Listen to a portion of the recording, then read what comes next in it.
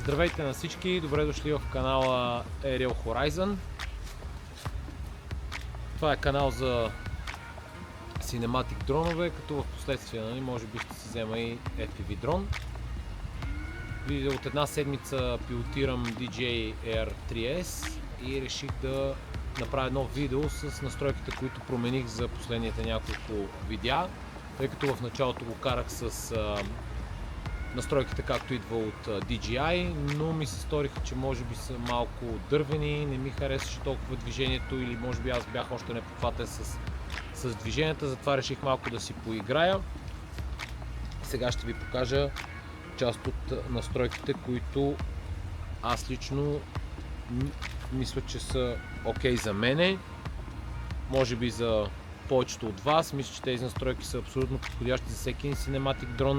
Не знам, с FPV дронове все още нямам толкова опит, но мисля, че за Cinematic дронове всичко това нещо, което ще видим днес в видеото, може би ще ви помогне. Имаме контролера. Първо да дигнем дрона, понеже за да мога да променяме настройките по дрона, т.е. за да може да ги въвеждаме, трябва да е в полет.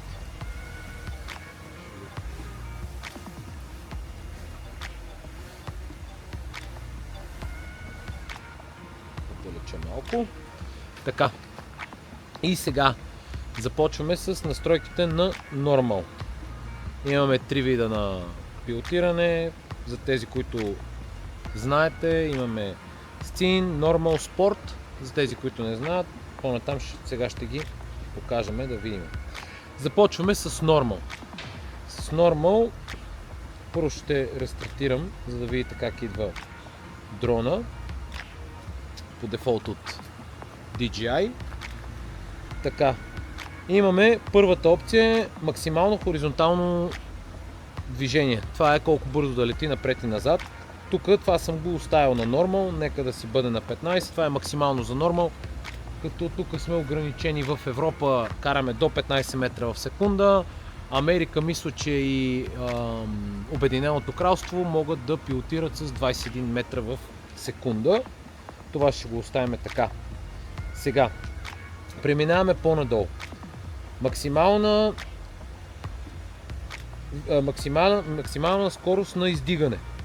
Това също сега съм го оставил на макс на Normal, тъй като искам по-бързо и по-бързо да се издига. Следващата опция, която виждате, е максимална скорост на снижаване.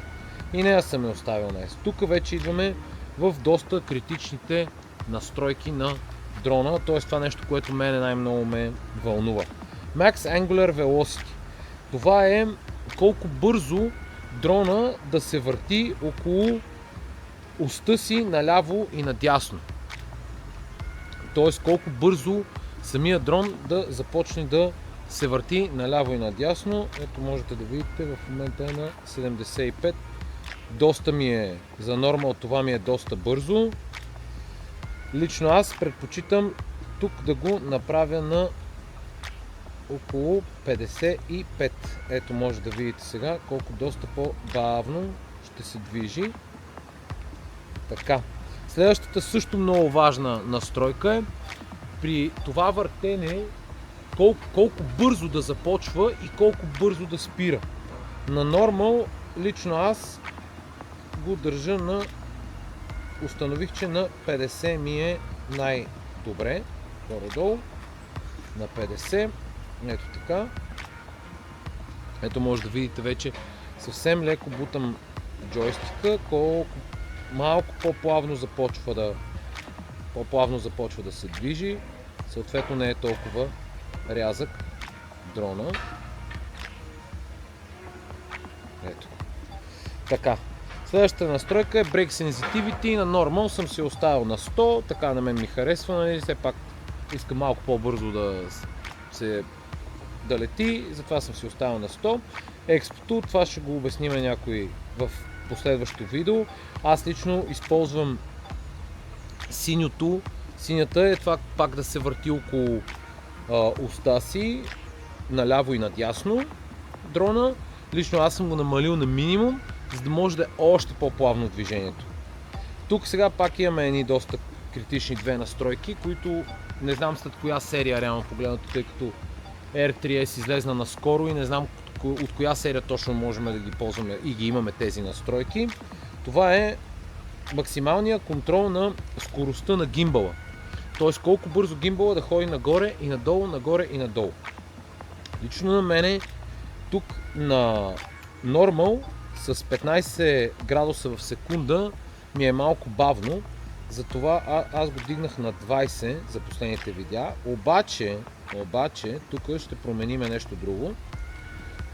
Ето го на 20, ако може, добре, окей, някъде около 20, да кажем, 21-2. Ето така на 20. И тук идва следващата настройка, която е, когато натиснем гимбала нагоре или надолу, колко бързо и колко бавно да тръгва и да спира. Това не е на смутнеса на гимбала. Лично аз на Normal това нещо го дигнах на 25. Ето по този начин. 25. И ето сега можете да видите колко бавно тръгва гимбала, колко плавно тръгва гимбала. И след като пусна копчето, той продължава леко да се издига, не спира веднага, ами леко продължава и тогава чак спира. Това са настройките за Normal. Сега ще превключим на Scene, да видите, там е малко по-различно. На Scene също идва, аз съм ги рестартирал в момента, настройките. На Scene също идва на максимална скорост напред, т.е. максимална скорост за летене напред и назад, 10 метра в секунда, това съм го оставил така. Тук вече правим малки промени в скоростта на издигане и скоростта на качване. Аз лично прецених, че на 5 метра в секунда издигане и качване е по-добре, тъй като така ми позволява по-плавно да изкачвам нагоре, т.е. когато правя сам дрони или рокет, по-плавно да се изкачва нагоре дрона. Това на мен лично повече ми харесва, като по дефолт той идва с 6 метра в секунда. И ето тук пак критичните настройки, които са Maximum Angular Velocity. Това е колко бързо да се върти наляво и надясно. Лично аз тук вече съм го намалил на минимум. По дефолт на Scene мисля, че идваше на 25, аз съм го дръпнал на 20.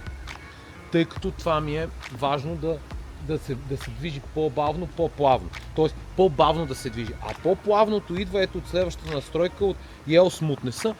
Вече казахме колко бързо да тръгва, когато му натиснем контролера наляво или надясно, и колко бързо да спира. Тоест да става едно плавно да тръгва и след като пуснем джойстика, той да продължи още малко известно време, докато плавно спре цялото движение. На Scene, тъй като го карам по-бавно напред, назад, нагоре, надолу, т.е. намалил съм малко скоростта, съответно съм му намалил и брейк сензитивитето, т.е. не искам дрона веднага да спира, а искам плавничко да спре, като разбира се, нали, тук имаме пак на R3S имаме 360 Obstacle Avoidance системата, която има, нали, може да засича препятствията на 360 градуса, като мисля, че на Scene на 18 метра ги отчита. Така че това е доста добре. В смисъл такъв, че не пречи на скоростта на спирането. Т.е. на сензитивитето на скоростта. Ето тук експото пак ще го бутна на 1, да видите колко бавно и плавно дрона ще тръгне. Колко бавно и плавно дрона ще тръгне надясно.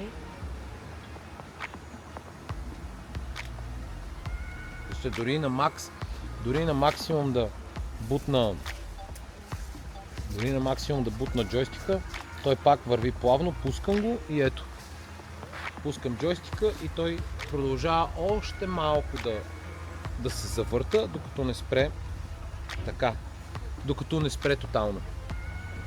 Така, сега тук вече имаме макс контрол на гимбала, нагоре и надолу, колко бързо да се движи, с какви градуси в секунда. По дефолт мисля, че идва с 20 на сцин. Аз съм го направил на 15. Даже си мисля, може би, че като че ли на 13, още малко ще го бутна, тъй като вече снимах на тези настройки. И мисля, че все още ми е бърз, т.е. отпред с бутончето мисля, че все още ми е бързичък. Искам да е малко по-бавен, да е малко по-плавен. Ето го. И съответно тилт смутнеса, т.е. пак това движение, което да е по-нагоре, по-надолу, съм го бутнал на максимум. Това са настройките, които аз лично промених. За експото ще направя ново видео, за да обясня какво е up, down, yellow, pitching и така нататък. Другите неща. На спорт ще минем бързо и през спорт мода. Спорт мода лично аз го използвам само да предвижа дрона, и то вече когато съм го тигнал на високо, тъй като превключиме на спорт мод, ето можете да видите. На спорт мод изключва Obstacle Avoidance. Тоест на всички други модове имаме байпас, но на спорт имаме изключен Obstacle Avoidance, затова спорта го използвам само единствено когато дигна дрона някъде на високо, за да може да го предвижа по-бързо. Затова тук съм му оставил максимална скорост 18,5, като пак казваме в Америка и в Англия мисля, че е 21 метра, ако не се лъжа. Максимално качване и слизане, разбира сме го оставили на максимум на 10. Angular Velocity, това пак казваме колко бързо да започне да се върти дрона наляво и надясно. Съм го дигнал на 65. Даже си мисля тук, че може би на 75 ще е още по-добре. Ето така. Колко бързо да се... Даже мисля това да го бутна на 45, колко бавно и бързо да спира дрона. Сега ще го видим. Виждате, доста бързо се върти, бих казал. Това за мен е по-добре за спорт, за да може да го закараме по-бързо до позицията, която искаме, да не изхабяваме много батерия, разбира се. Така. Brake Sensitivity, разбира се, съм го бутнал на макс, защото все пак караме без сензорите за отчитане на препятствията, нали, не искаме да го удариме в нещо, затова като видиме нещо, че застава препятствие пред него или такова, искаме, разбира се, той да спре възможно най-бързо. Така. Тук съм си оставил експото абсолютно по дефолт, не съм пипал абсолютно нищо. И имаме максимален контрол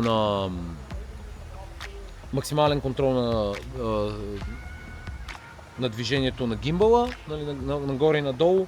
Съм го оставил по дефолт също на 30 и смутнеса съм го свалил на 15, като по дефолт идва на 20. В общи линии това са настройките, които ползвам за сега. Мисля, че са доста подходящи за абсолютно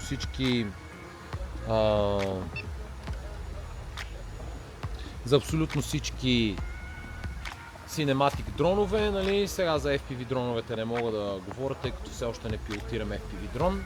Насочил съм се към синематиците и в общи линии това са моите настройки.